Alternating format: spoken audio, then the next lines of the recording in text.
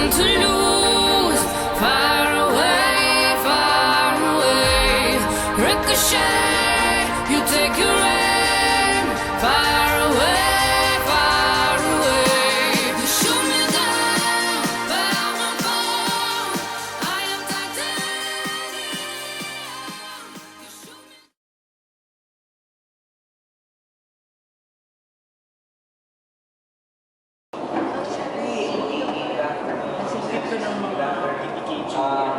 So today we'll be presenting the budget proposal for for the development of the website.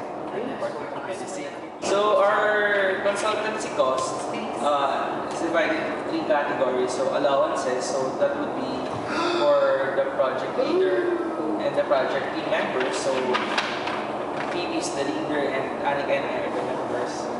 So we have the transportation costs and we have the supplies for the whole project. We hire a professional group that would be, I think, more expensive than the usual costs. We discuss first the company profile of each company. So for the company A, wala kasi silang years sa kanilang website. So yung core values nila ay relationship, integrity, creativity, and innovation, and love and respect. For company B naman, it starts at 24/7 and 100% Filipino corporation. And na-serve sila hindi lang locally but internationally. More specifically sa Australia, sa US, at saka some parts sa Europe. And then marketing and advertising arm siya ng IBM Philippines and Smart Communications major contractor and service partner. Now, yung company C naman ay start siya 1996. So, medyo matagal na. And it assists small and large companies through web and mobile technology. Not only they launch hundreds of successful websites, but their solutions continue to work for as their clients grow and their clients profile. Sa company A, hindi sila nag-specify. Sa company B naman, yung mga popular clients nila ay Pag-asa, GSIS, Octagon, University of Santo Tomas, UNICEF, Radio Veritas, so parang mga kilala talaga at saka may pangalan yung website nila. However, yung company C naman, yung nag-cater sila sa mga different entities like government, parang silang government sector, healthcare, private na mga small businesses. So, that's the timeline.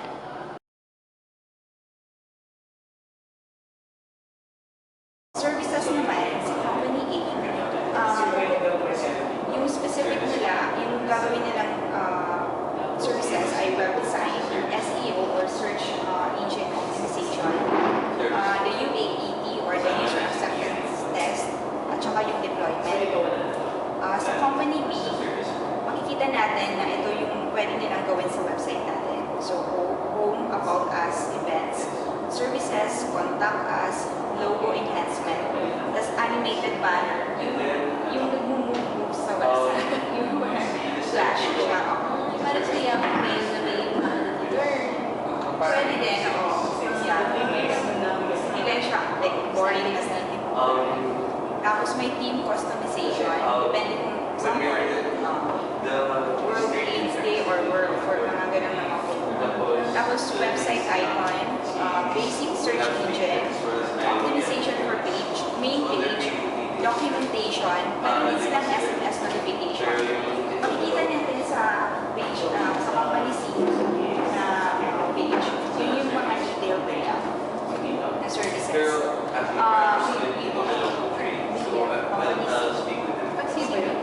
Sorry. Yun yung ano nila sa SMS. And then, meron din silang tinatawag na hack protection insurance. So, free siya for 1 year. Pero for the following years,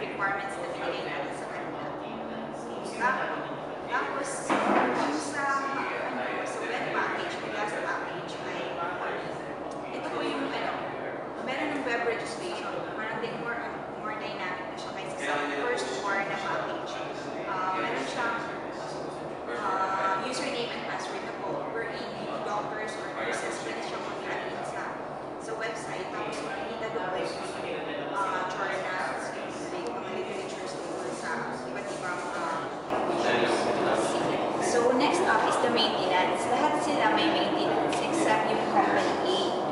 Tapos yung company C naman sa website package, last na package, magdadagdag tayo ng 3,228 per month sa maintenance. Kasi nga, meron silang beverage station na more on less. So, mas medyo mahal. So, next up is the email account. Lahat sila meron, bibigyan tayo ng email account. Like for example, Dr. Stephanie at internalmedicine.com. So, yun yung ibig sabihin ng email account dito. So, sa company A, wala hindi siya kasama. Pero sa company B, unlimited siya. Sa company C naman, depende sa package. So, sa package economy, dalawa siya. Tapos sa next package, tatlo, 5, 10, and then 5 na sila. Okay, so sa training, lahat sila included in training.